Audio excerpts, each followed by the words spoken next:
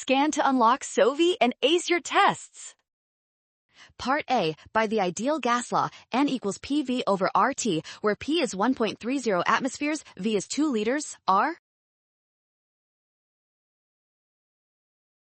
of gas is N equals 1.30 times 2 over 0.08206 times 295, which is 0.107 moles. Part B.